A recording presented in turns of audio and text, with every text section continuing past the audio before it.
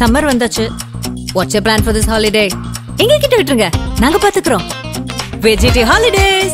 GT Holidays, South India's #1 travel brand.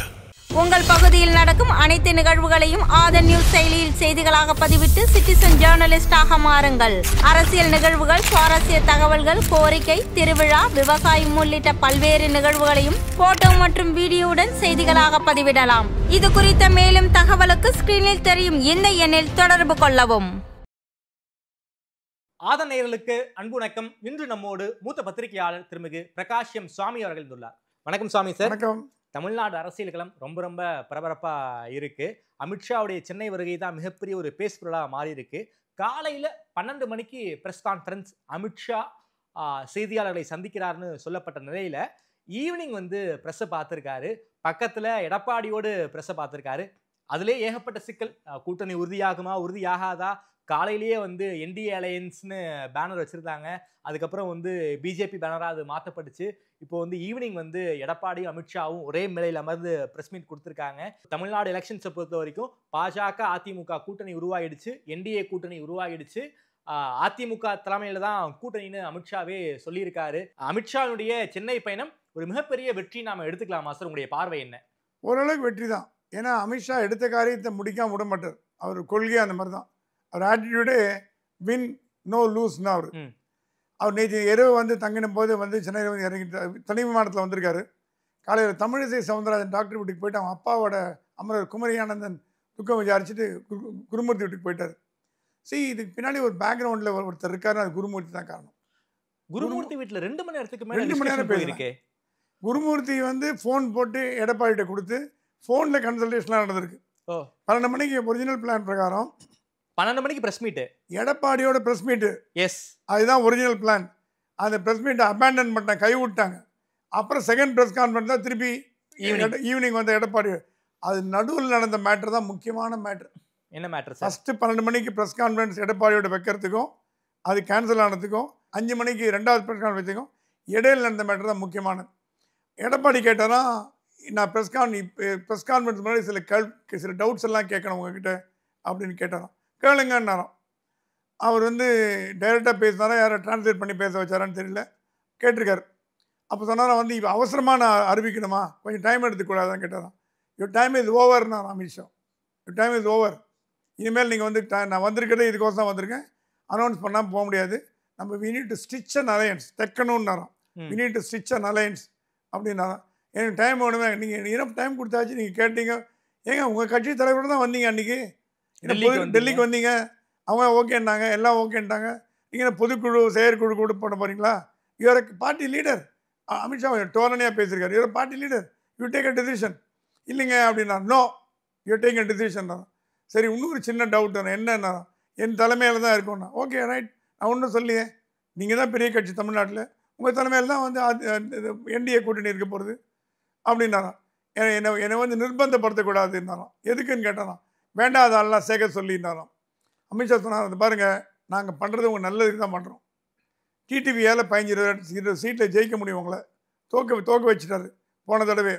எங்களுக்கு ஒன்றும் TTV சம்மந்தி இல்லை, எங்களுக்கு ஒன்றும் உற்ற நண்பர் அதெல்லாம் கிடையாது. ப்ராக்டிக்கலாக திங்க் பண்ணி பாருங்கள். ப்ராக்டிக்கலாக டிடிவியால் ஜெயிக்க வைக்க முடியும், உங்களை ஜெயிக்க வச்சு காட்டுறேங்கிறார். அவருக்கு எந்த பதவி எம்எல்ஏ பதவி வேணான்னு சொல்லிட்டார். அவர் மந்திரி பதவி எம்எல்ஏ எதுவும் தேவை. நாங்கள் அப்புறம் அவர் ராஜ்யசபாவில் கொண்டு போய்ப்போம், எங்களுக்கு என்ன பண்ணணும்னு தெரியும். எங்களுக்கு இந்த தேர்தல் தான் குரூஷியல், வாழ்வா சாவா தேர்தல். 26 ஏடிஎம்கேக்கும் அது வாழ்வா சாவா தேர்தல் தான். டிஎம்கேக்கும் வாழ்வா சாவா தேர்தல். அப்புறம் சொன்னார், ஓபிஎஸ் தென் மாவட்டங்களில் கணிசமான முக்கியத்துவ வாக்கு நம்ம லாஸ்ட் டைம் கிடைக்கானது போகிறதுக்கு காரணம் ஓபிஎஸ் தான். நீ என்ன தான் அவர் ரைட் ஆஃப் பண்ணால் கூட அவருக்குன்னு செல்வாக்கு இருக்குது. அவரெல்லாம் நீங்கள் வின்னிங் டீமாக இருக்கணும்னு ஆசைப்படுறேன். உங்களுக்கு எத்தனை மாட்டி சொல்கிறதுன்னு தெரியல, புரிய மாட்டேங்குது உங்களுக்கு. உங்களை யாரோ கன்ஃபியூஸ் பண்ணுறாங்க. இது வின்னிங் டீமாக இருக்கணுங்க. ஒரு அடியில் அடித்து டிஎம்கே வெளியில் விரட்டிட்டு அதுக்கப்புறம் நீங்கள் சொல்லுங்கள், உட்காந்து பேசுவோம், நீங்கள் தான் முதலமைச்சர்னு சொல்லியாச்சு, இதோட என்ன ஒன்று உங்களுக்குன்னு கேட்டதுக்கு, இல்லைங்க ரைட்டிங்கில் ஒன்றுன்னாராம். மை வேர்ட் இஸ் மை பாண்டுன்னாராம். இந்த வார்த்தை கவனிங்க, my word is my bond. என் வார்த்தை தான் ப்ரோனவுட் மாதிரி. நான் சொன்னால் அமித்ஷா அந்த வார்த்தையை தவற மாட்டான். சொன்னது நீங்கள் தான் முதலமைச்சர், நீங்கள் தான் அடுத்த தமிழ்நாடு ஆள போறீங்க. இதை பத்தி பிரஸ் கான்ஃபரன்ஸ்ல கேட்கும்போது அதிமுகவுடைய உட்கட்சி விவகாரங்கள்ல தலையிட மாட்டோம்னு சொன்னாரே சார். அது தட் இஸ் பப்ளிக் கன்சம்ஷன். அந்த வார்த்தை பப்ளிக் கன்சம்ஷன். இது உள்ள பேசின பேச்சு. ஓகே. அப்புறம் கேட்டாராம், அப்புறம் அமித்ஷா சொன்னா எங்களுக்கு 50-60 சீட்டு வேணும்னு கேட்டாராம். ம். ரொம்ப அதிகம்னாராம்.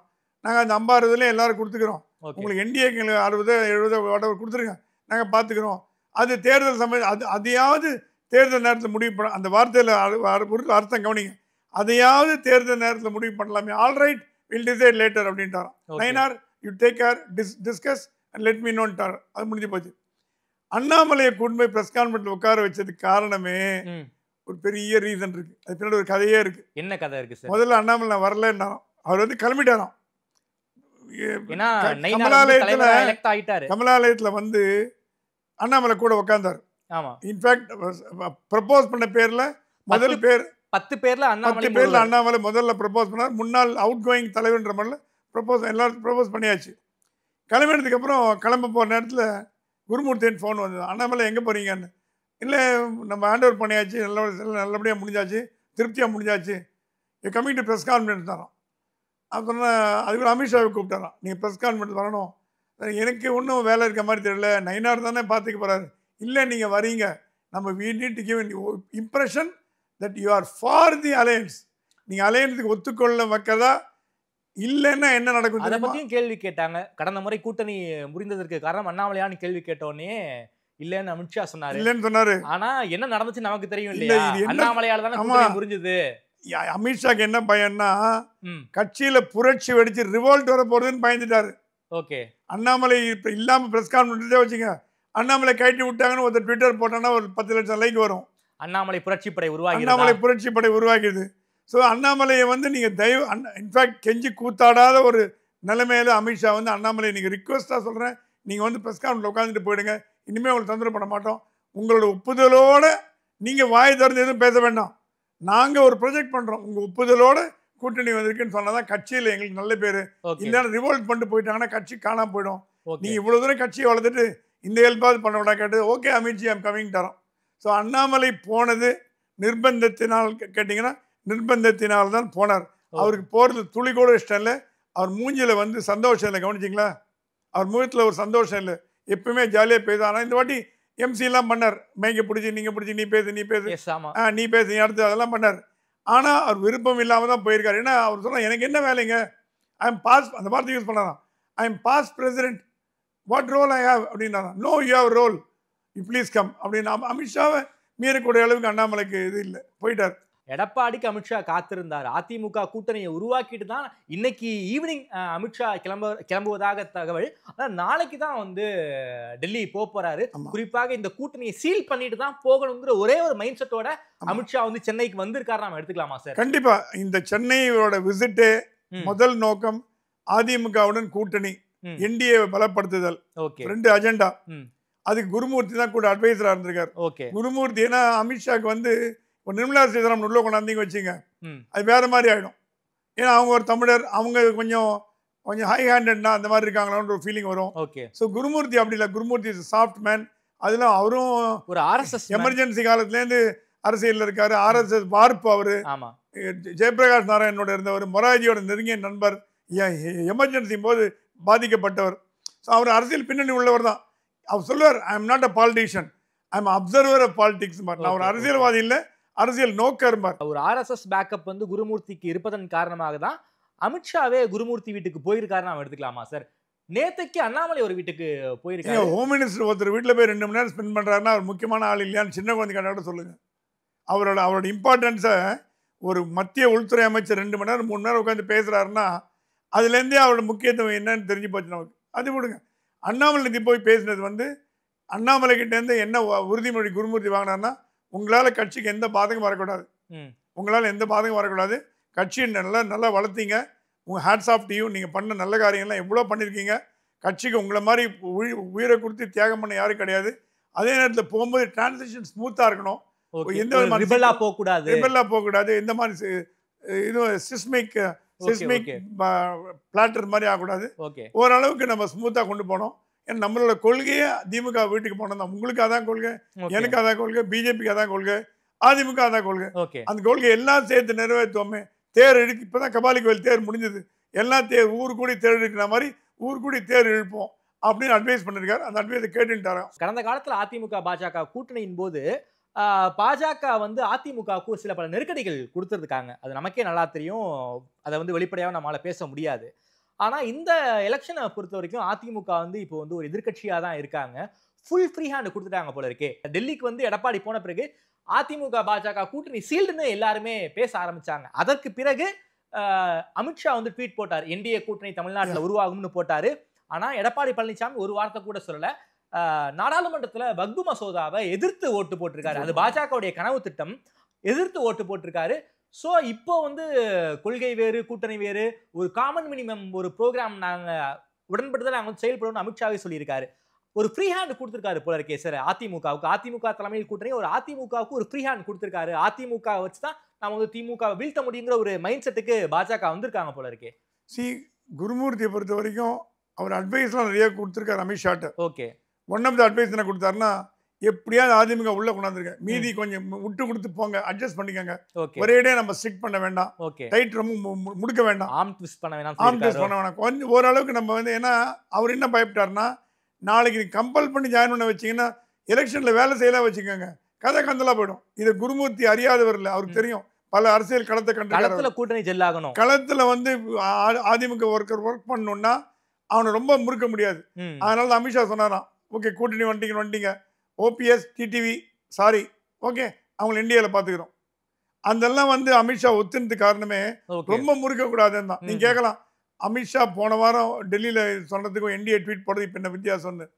நடுவில் நிறைய ஆதாரங்கள் எடப்பாடியிடம் கொடுக்கப்பட்டன. என்ன ஆதாரங்கள் சார்? அவர் வழக்கு சமாதானம், சம்பந்தி வழக்கு எல்லாம், அவரோட அசிஸ்டன்ட், ஜூனியரு, அவரோட பினாமி எல்லாம் கொடுக்கப்பட்டது. அதோட ரிசல்ட் என்ன நடக்கும், எப்படி ஆகும், அது எல்லாம் முன்னூறு பயம் காமிச்சு விட்டாங்க. நேற்று தான் தேர்தல் ஆணையத்தில் ஒரு ஸ்டேட்மெண்ட் கொடுத்துட்டாரு ஓபிஎஸ், ரெட்டையில முடக்குன்னு. இப்போ கேட்டாராம் எடப்பாடி, என்னங்க இந்த மாதிரி கொடுத்த ஆள் கூட போய் எனக்கு கூட்டணி வைக்க சொல்றீங்களே, எங்கள் ரெட்டையன சிலையை முடக்கணும்னு சொல்கிறாங்க, சின்னத்தை அவங்க கூட போய் கூட்டணி வச்சிருக்கீங்களே கேட்டாராம். அது அமித்ஷா சொன்னாரா, right all right agree, but நாளைக்கு ரெட்டையன சொன்ன ஓபிஎஸ்ட்டு போச்சுன்னா நீங்கள் என்ன பண்ணுவீங்கன்னு கேட்டாராம். நாங்கள் அவர்கிட்ட தான் போகிறோம், அப்போ நீங்கள் செல்ல காசு ஆகிடுவீங்களே. ஸோ யூ டிசைட் ஃபாஸ்ட், உங்களுக்கு வேணுமா அவருக்கு கொடுக்கணுமா. என்னமோ இவர் தான் தேர்தல் ஆணையம் நடத்துகிற மாதிரி அமித்ஷா பேசிட்டாராம். உங்களுக்கு வேணுமா அவருக்கு வேணுமா முடிவு பண்ணிக்கோங்க. இப்போ வந்தால் உங்களுக்கு அதுவே நல்ல ஒரு பிட்டை போட்டார். இப்போ வந்தால் உங்களுக்கு அடுத்த மாதம் கழிச்சு வந்துன்னா யாருக்கு போகுமா எனக்கு தெரியாது, யார் என்னங்கிறது ஓபிஎஸ், அவ்வளோ வேறு சிம்பிள். இதெல்லாம் வார்த்தை ஜாலங்கள்ல. ஏங்க அமித்ஷா பார்க்காத அரசியலா? அவர் பி சிதம்பரத்தையே ஒரு நாள் எக்ஸ்ட்ரா வச்சார் திகாரில், இவர் வச்சதை விட அதிகமாக ஒரு நாள் வச்சார். அந்த மாதிரி வெஞ்சன்ஸ்ஃபுல் மேன் சொல்லக்கூடாது. அவர் ரொம்ப ஒரு மாதிரி கொடூர மனம் கொண்டவர். அப்படி ஒரு மாதிரி அப்படியே மெல்ட் பண்ணி பேசுவார், டஃப்பாகவும் இருப்பார். அந்த மாதிரி ஒரு எண்ணம் உடையவர். ஆனா இன்னைக்கு பாடி லாங்குவேஜ் பார்க்கும்போது ரொம்ப ஓரளவுக்கு ஃப்ரீயா தான் இருந்தாரு. அதிமுகவுக்கு ஃப்ரீ ஹேண்ட் கொடுத்தார். அப்புறம் குருமூர்த்தி சொன்னார், ரொம்ப நம்ம மறந்து பிடிக்க வேணாம், கொஞ்சம் விட்டுலாம். ஏன்னா குருமூர்த்தி பேச்சை மட்டும்தான் அமித்ஷா கேட்பார் தமிழ்நாட்டில், வேற யார் பேச்சும் கேட்க மாட்டார்.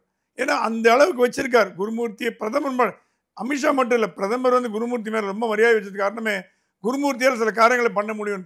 இது நடுவில் குருமூர்த்தியை கூப்பிட்டாராம் எடப்பாடியை, என்ன பழனிசாமி இதோட நீங்கள் என்ன ஆப்பர்ச்சுனிட்டி மிஸ் பண்ண போகிறீங்க, உங்கள் லைஃபே காப்பாற்றப்படுறது, உங்களுக்கு நல்லது நடக்க போகிறது, கொஞ்சம் மனசு இறங்கி வாங்கல, என்ன அப்படி என்ன பாஜக தீண்டு தகாத கட்சியா, அதிமுகவும் நல்லதாக பார்த்துட்டோம், இடையில மிஸ் அண்டர்ஸ்டாண்டிங் வந்து தனியாக போனீங்க, நீங்கள் அதை பற்றி ஒன்றும் இல்லை.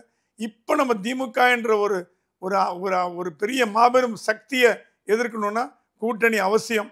போர்ட் ஸ்பிளிட் ஆகாமல் இருக்கும்.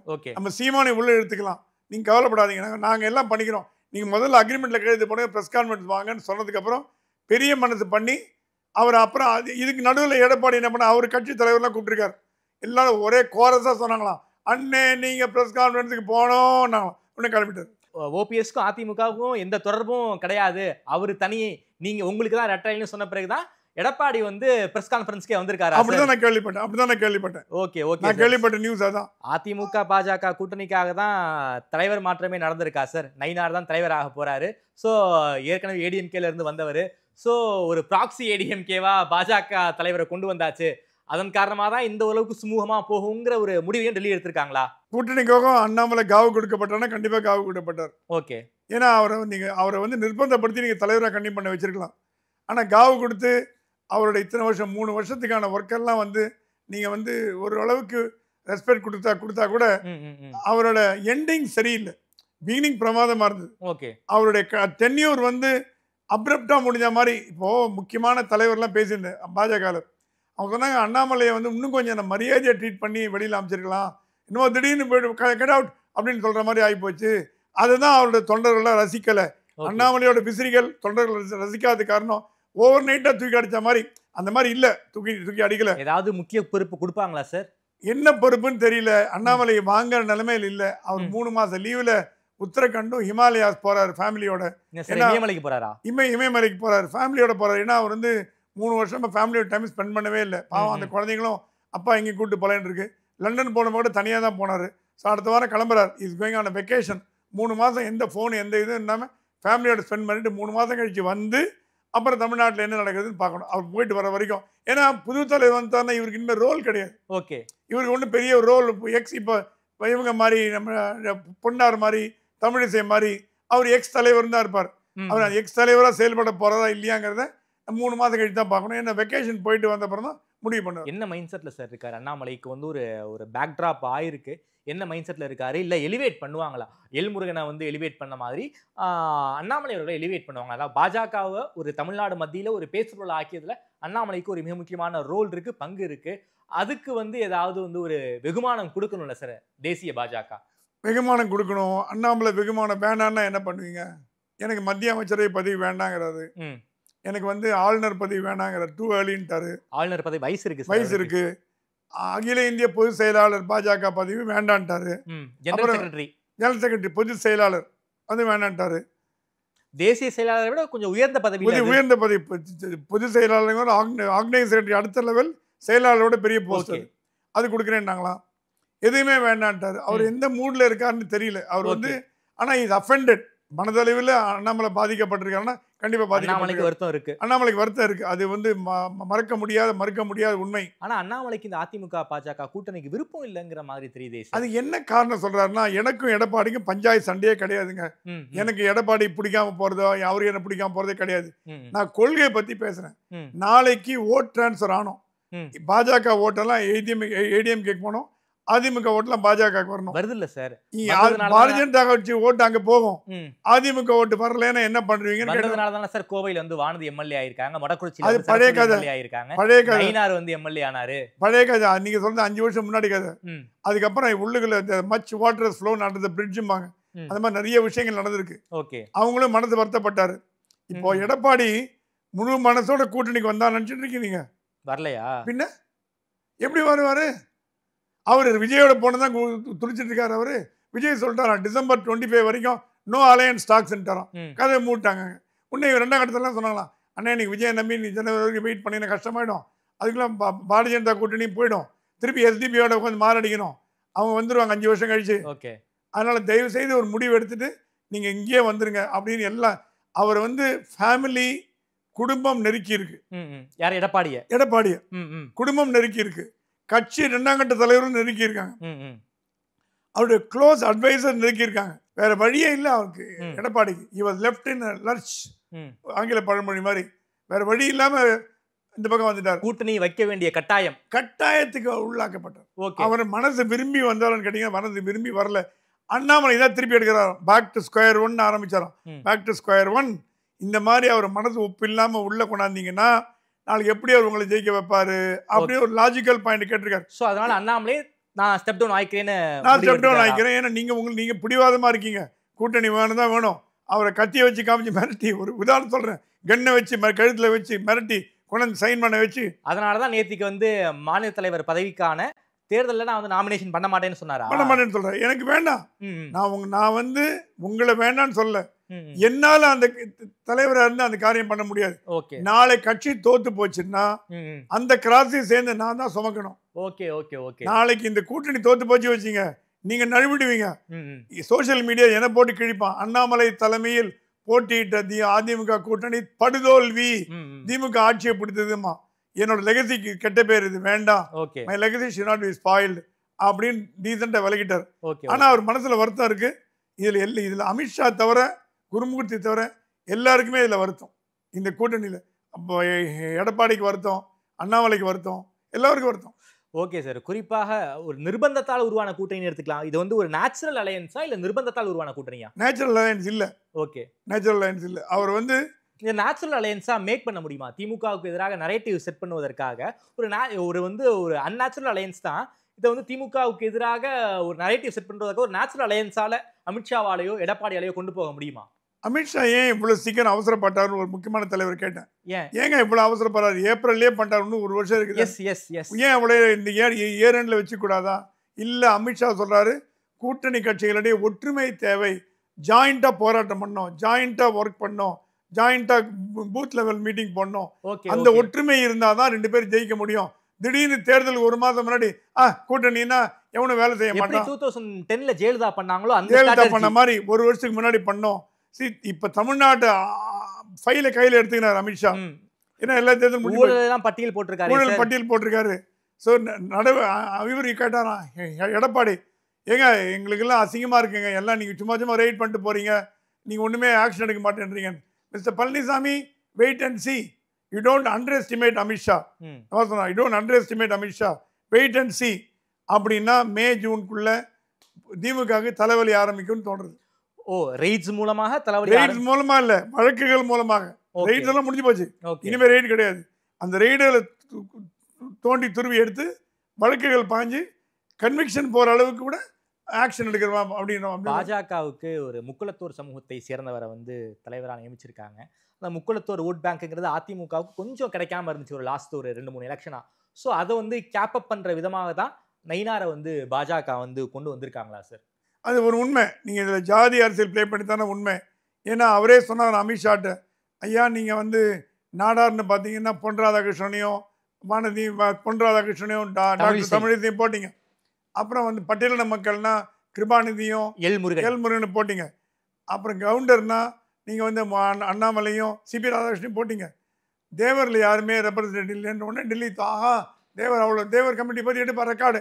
அவங்களுக்கு என்ன தெரியும்? உடனே Thevar is most popular community in south Tamil Nadu எல்லாம் சரியா ரிப்போர்ட் நாமினேட் பண்ணிட்டாங்க. சார் வன்னியர் இருக்காங்களே சார், வன்னியருக்கு யாருக்கு வந்து பாஜக தலைவர் பதவி கொடுக்கலையே? ஏங்க ஒரே நேரத்தில் எல்லாரும் கொடுக்கலாம், அடுத்த வன்னியர் கொடுக்கலாம், அது ஒன்றும் தப்பு கிடையாது. வந்து இப்போ நீங்கள் அடுத்த கேள்வி கேட்கலாம், எங்க பாஜகவும் ஜாதி ரூட்ல போறதான்னு. எல்லா கட்சியும் ரூட்ல போகும்போது அது மட்டும் என்ன பார்க்க மாட்டேது, அதுவும் ஜாதி ரூட்ல போட்டோம் அவ்வளவுதான். பாஜகவும் பழைய குருடி கதவை திரடின்ற மாதிரி ஜாதி ரூட்ல போறது. ஆனா நயினார் வந்து ஓட் கேச்சர் இல்ல, it's nice man. Nice man, ரொம்ப அமைதியான மனிதர்.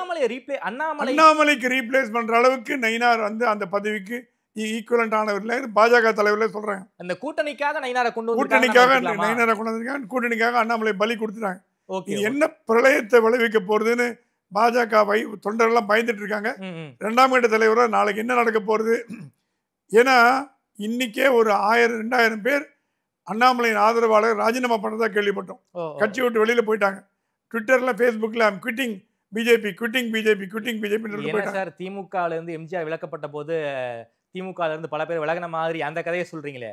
திமுக மாதிரி தான், திமுகல இருந்து எம்ஜிஆர் விலகின மாதிரி இவர் விலகாட்டி கூட இவர் பதவியிலிருந்து விலகினதான் எடுத்து கண்டிப்பாக பண்ணிருக்காங்க. நான் இன்னொரு எக்ஸாம்பிளோட கோட் பண்ணுவேன்.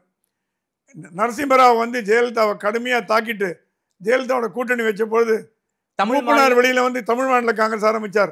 அப்ப தமிழ்நாடு காங்கிரஸ் தலைவராக தொடர்ந்தவர் தான் குமரி ஆனந்தன், மறைந்த குமரி ஆனந்தன். தமிழ் மாநில காங்கிரஸ் டகால்னு ஆரம்பிச்சார், திமுகவோட ஜெயிச்சு போட்டு 50-40 சீட் ஜெயிச்சிட்டார். ரஜினி வாய்ஸ் காரணம் அது வந்து ஆன்டி இன்கம்பென்ஸ். ஏன்னா மூப்பனாரால் கணிக்க முடிஞ்சது மக்கள் ஜெயலலிதா ஓட்டு போட மாட்டாங்கன்னு கணிக்க முடிஞ்சது. அதை வந்து நரசிம்மராவ் கணிக்க தவறிட்டார். ஸோ இன்னொரு நரசிம்மராவ் இப்போ வந்து மோடியோ இவராக இருக்கலாம், அமித்ஷாவாக இருக்கலாம், இன்னொரு மூப்பனாராக அண்ணாமலை வருவாரா என்பது காலம் தான் பதில் சொன்னோம். என்ன சார் தமிழ்நாடு பாரதிய ஜனதா கழகம் எதுவும் ஆரம்பிக்க? தமிழ்நாடு பாரதிய ஜனதா கட்சி. ஓகே, தமிழ்நாடு பாரதிய ஜனதா கட்சியா இல்ல தமிழ்நாடு பாரதிய ஜனதா கழகமா?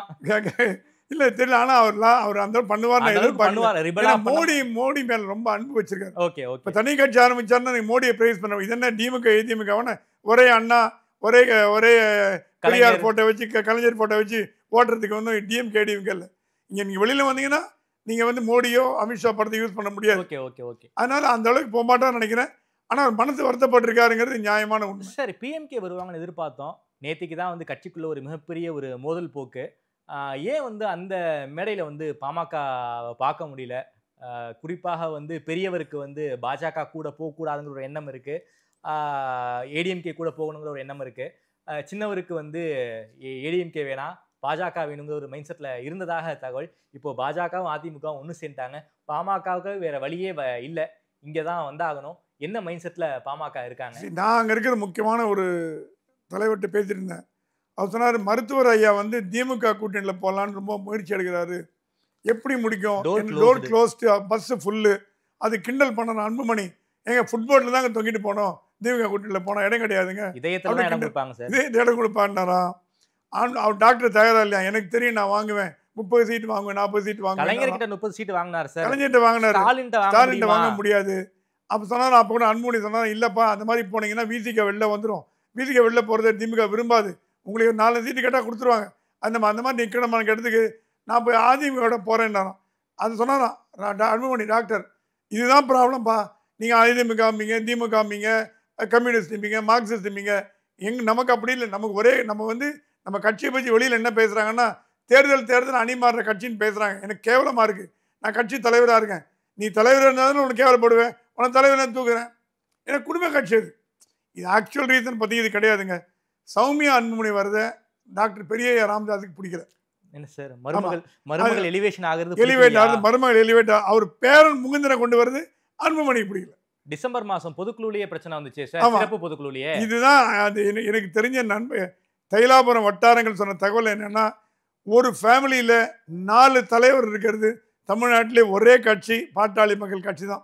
இங்கே கூட கலைஞருக்கு அப்புறம் ஸ்டாலினுக்கு அப்புறம் உதயநிதி ஒருத்தர் தான் வந்தாங்க, சபரீசன்லாம் வரல. இல்ல சார், அங்கேயும் கூட்டம் இருக்கு, அழகிரி இருந்தாரு, அதுக்கப்புறம் வந்து கனிமொழி எல்லாம் இருந்தாங்க. ஆனா டைரக்ட் ஃபேமிலி இந்த மாதிரி பிரச்சனை வரல, அந்த அளவுக்கு பிரச்சனை வரல. அது கலைஞர் ஹேண்டில் பண்ணாரு, கலைஞர் நல்லா ஹேண்டில் பண்ணாரு, பிரமாதம் ஹேண்டில் பண்ணார். இப்போ நீங்க தயாநிதி மாறன் எடுத்தா கூட அவர் மாமா பையன் தான், டைரக்ட் ரிலேட்டிவ் கிடையாது. ஆமா, அப்படி பார்த்தீங்கன்னா காங்கிரஸ்ல கூட தான் நிறைய இருக்காங்க, அப்பா பையன் ஈவிகே தெலங்கவன் 2 பசங்களும் காங்கிரஸ் தான் இருக்காங்க. அது தப்பு கிடையாது. விஷ்ணு பிரசாத், வாழப்பாடி பையன் ராமசுகுந்தன். ஸோ இந்த காலத்தில் அப்பா பையன் கட்சியில் அரசியல் வருது ஒன்றும் தப்பு கிடையாது. ஆனால் ஒரு கருதியல் கட்சியே குடும்பத்தை நம்பி இருக்கிறது பாமக தான். Okay okay. அதனால இந்த ப்ராப்ளத்தினால இது இல்லாமல் அன்புமணிக்கு எதுக்காக சாஃப்ட் கார்னர் டுவர்ட்ஸ் மோடி. ஏன்னா அவரை அன்புமணியை மத்திய அமைச்சராக்கணும்னா அது ஒத்தரால் தான் முடியாது, மோடியால் அவருக்கு தெரியும். எதிர்கட்சியெல்லாம் வரப்போகிறது இல்லை. காங்கிரஸ் வந்தால் காங்கிரஸ் பக்கம் போயிருப்பார், காங்கிரஸ் இல்லை. ஸோ அன்புமணியால் என்ன நம்ம மந்திரி ஆக்கணும் ஒன்றே ஒன்று அங்கே தான். அட்லீஸ்ட் நம்ம இந்த என்டிஏ கூட்டணியில் இருந்துன்னா அடுத்த இதுலையாவது நமக்கு கேபினெட் மினிஸ்டர் ஆகிறதுக்கு வாய்ப்பு உண்டு. ஒரு டெப்டி மினிஸ்டரோ ஸ்டேட் மினிஸ்டரோ. அது நீங்கள் திமுக பக்கம் போனீங்கன்னா அதிமுக பக்கம் போனீங்கன்னா எடுத்த மாதிரி ஆகிடும் என்னோட கருத்து. அது பெரியவருக்கு அப்படி இல்லை. பெரியவர் எப்பவுமே பாட்டாளி மக்கள் கட்சி கடைசி நேரம் வரைக்கும் கூட்டணி முடிவு பண்ணாமல் இருக்கும். அது பல்வேறு காரணங்கள், கொடுக்கல் வாங்கல், அதெல்லாம் நிறையா நடக்கும். அது ஒன்றும் அரசியலில் புதுசு இல்லை. அந்த இமேஜை உடைக்கணும்னு அன்புமணி ட்ரை பண்ணுறாரு. என்டிஏ கூட்டணியில் யார் யார் சார்? பிஎம்கே வந்துருவாங்களா? பிஎம்கே வரும், சீமான் வரதுக்கு வாய்ப்பு உண்டு. சீமான் வருவாரா? வருவார், நீங்கள் வெயிட் பண்ணி பாருங்கள். சீமான் வந்து ஒரு காலத்தில் பாஜகவை எதிரியாக நடிச்சது வாசம் தான். Okay okay. ஆனால் டூ மெனி எதிரி கூடாதுன்னு அவருக்கு அட்வைஸ் பண்ணப்பட்டது. Okay okay. திமுக ஃபோக்கஸ் பண்ணுங்க, ஒரு எதிரி வைங்க, உங்களுக்கு பாஜக எந்த விதமான கெடுதலும் பண்ணல. Okay okay okay. உங்களை பற்றி திட்டல. இன்ஃபேக்ட் நீங்கள் பெரியார் திட்டினதால் நீங்கள் 2 பேரும் நெருங்கி வந்துட்டீங்க. இப்போ பாஜக ரொம்ப சந்தோஷப்படுறாங்க. பார்ட்னர்ஸ் ஆகிட்டாங்க. பார்ட்னர், ஸ்லீப்பிங் பார்ட்னர் மாதிரி. அப்பா நம்ம முடியாது, நம்ம திட்டுறாம்பான்னு வந்துட்டாங்க. நல்ல டைம் வாங்க, நீங்களும் ஒரு 10 எம்எல்ஏ எடுத்துக்கலாம். நீங்கள் வந்து அசம்பிளியில் வந்து உட்காந்து பேசுங்க. எப்போ நீங்கள் அசம்பிளியில் பேச பாருங்க, பொதுக்கூட்ட மேடையிலே பேசிட்டு இருக்கீங்க. அவர் நெருங்கிய நண்பர் சொன்னாராம் சீமான்ட்டு, ஐயா நீங்கள் கூட்டணியில் வந்தாலும் 10 எம்எல்ஏ வரும், இல்லை கட்சி கலகலத்து போயிடும், இந்த தேர்தல் தோற்று போனீங்கன்னா கட்சியே இருக்காது அப்படின்னு சொன்னதுனால அவரும் உள்ள வரதுக்கு வாய்ப்பு எதிர்பார்க்கலாம். என்டிஏ கூட்டணிக்குள்ள ஏடிஎம்கே போனதன் காரணமாக நேரா எஸ்டிபி அறிவாலயத்துக்கு போயிட்டாங்களே இன்னைக்கு. போயிட்டாங்க. டெவலப்மெண்ட் பார்த்தீங்களா? டெவலப்மெண்ட் பார்த்து எஸ்டிபி அங்கே போயிட்டாங்க. ஆமாம், அவங்களும் வெயிட் பண்ணி பார்த்தாங்க. இவர் கூட்டணி கூப்பிடுறதால அறிவாலயம் போயிட்டாங்க. அதுதான் நேச்சுரல். எஸ்டிபி இருக்க வேண்டிய இடம் அதிமுக இல்லை, திமுக தான். ஏன்னா மைனாரிட்டி வாக்குகள் சிந்தாமல் சிதறாமல் வாங்கும் ஒரே கட்சி தமிழ்நாட்டில் திமுக மட்டும்தான். அது நான் எந்த மேடையில் வேணா எங்க வேணா தைரியமா சொல்ல தயார். எனக்கு என்னோட 50-50 ஆண்டு கால அரசியல் வாழ்வில் நான் பார்த்தது மைனாரிட்டிகள் எப்போ ஜெயலலிதா எம்ஜிஆர் இருந்த மாதிரி வேறு விஷயம். நீங்கள் அடுத்த கேள்வி கேட்கலாம். ஜெயலலிதா எம்ஜிஆர் நம்பி மைனாரிட்டி வாக்கு போட்டாங்க. எடப்பாடி மைனாரிட்டி நம்ப மாட்டேன்றாங்களே. அதனால தான் பொண்ணோட கதவை திறந்து வச்சு உட்காந்தாரு. எஸ்டிபிஐ தவிர எந்த கட்சியும் வரலையே. அது திருப்பி ரிப்பீட்டாக கூட இருந்தால் என்டிஏ உள்ள வந்துட்டார். Okay sir. குறிப்பாக இப்போ என்டிஏ கூட்டணி அமைந்துருச்சு. திமுகவுக்கு ஒரு டஃப் கொடுக்க முடியுமா சார் என்டிஏ கூட்டணியால? என்ன பிளான்ஸ் வச்சிருக்காங்க என்டிஏ கூட்டணி? அமித்ஷா என்ன பிளான் வச்சிருக்காரு? கண்டிப்பாக கொடுக்க முடியும். ஏன்னா சட்டசபை தேர்தல்கள் is matter of numbers. Okay, 2000 வாக்கு வித்தியா. அப்பா ஒரு ஓட்டில் ஜெயிச்சா, தோத்து போனார். ஞாபகம் இருக்கு. இன்பதுரையிட்ட ஒரு வாக்கில் தோத்து போனார். 100 வாக்கில் தோத்து போனவங்க அதிகம், 1000 வாக்கு தோத்து போனவங்க அதிகம். அதனால தான் குருமூர்த்தியை சொன்னார் துக்ளக் ஃபங்க்ஷனில், டிடிவியால் 15-20 சீட் நம்ம இழந்தோம், 30 சீட் இழந்தோம் சொன்ன காரணம் இந்த வாக்கு தான். அப்படி பார்த்தீங்கன்னா இப்போ ஆன்டி இன்கம்பன்சி டிஎம்கே மேலே இருக்காங்கன்னா கடுமையாக இருக்குது. அரசாங்க ஊழியர்கள் அத்தனை பேர் எழுத்து ஓட்டு போட போகிறாங்க. அரசாங்க ஆசிரியர்கள் எழுத்து ஓட்டி போட போகிறாங்க. திருப்பூர்லேயும் கோயம்புத்தூர்லேயும் ப்ளீடிங் ஆகிட்டு இருக்கு. சிறு குறு எம்எஸ்எம்இலாம் ப்ளீடிங் ஆகிட்டு இருக்கு. ஒன்றுமே கம்பெனி மூட முடியல. பெரிய தொழிலாம் அடிவாகிட்டு இருக்கு. திருப்பூர் அண்ட் கோயம்புத்தூர் பேங்க்ரப்சி ஸ்டேஜில் வந்து நீங்கள் என்னதான் எம்ஓஇ போட்ட மாதிரி கை கட்டினெல்லாம் போட்டெல்லாம் போட்டுக்கலாம், அதெல்லாம் வேறு விஷயம். ரியாலிட்டி பார்த்தீங்கன்னா தொழிலதிபர்லாம் அப்செட்டாக இருக்காங்க, தொழிலாளர்களும் அப்செட்டாக இருக்காங்க, தொழில் முனைவோர் அப்செட்டாக இருக்காங்க. யார் அப்செட்டாக இல்லைன்னு எனக்கு தெரியல. பெண்கள் பஸ்ஸில் போகிறதுனால அப்செட் ஆகலை. அது பெண்களையும் இன்றைக்கி வந்து பொன்முடி ரொம்ப அழகாக பேசி அவங்களுக்கு நல்ல பேரை வாங்கி கொடுத்துட்டார். தமிழ்நாட்டு பெண்களுக்கும் இந்துக்களுக்கும் நல்ல பேர் வாங்கி கொடுத்தார். ஸோ இந்துக்கள் ஓட்டெலாம் இந்த வாட்டி பிரிய போகுது, பெண்கள் ஓட்டெலாம் பிரிய போகுது. ஆனால் எனக்கு ரொம்ப சந்தோஷம், கனிமொழி இது எதிர்த்து ரொம்ப சந்தோஷம். ஏன்னா கனிமொழி தைரியமாக குரல் கொடுக்கக்கூடிய ஒரு பெண்மணி, பெண்களுக்கு ஒரு ஆபத்து வந்தால் குரல் கொடுக்கக்கூடிய ஒரு பெண்மணி. அதனால் வந்து அவங்க இந்த மாதிரி சொன்னது வந்து ஒரு நல்ல ஒரு ஸ்டாண்டை எடுத்துக்கலாம். கண்டிப்பாக திமுக பாதிக்கப்படுமானா இந்த கூட்டணியால் பாதிக்கப்படும். ஓகே சார், ரொம்ப நன்றி சார். குறிப்பாக அமித்ஷா வருகை தொடர்பாக ஒரு பல்வேறு விஷயங்கள் ரொம்ப வெளிப்படையாக பேசுகிறீங்க. பல இன்சைட் இன்ஃபர்மேஷன்ஸை ரொம்ப வெளிப்படையாக கொடுத்துருக்கீங்க. குறிப்பாக இது வந்து ஒரு அன்நேச்சுரல் அலையன்ஸு, இது நேச்சுரல் அலையன்ஸாக அமித்ஷா மாற்றுவார். அந்த பவர் அமித்ஷா கிட்ட இருக்குது. அமித்ஷா வந்து ஒரு ஒரு எந்த எல்லைக்கும் போவார்னு உங்களுடைய அனுபவத்தின் வாயிலாக பல்வேறு விஷயங்கள் ரொம்ப வெளிப்படையாக பேசியிருக்கீங்க. நேரம் கொடுத்து பேசியமைக்கு நன்றி சுவாமி சார். நன்றி, தேங்க்யூ.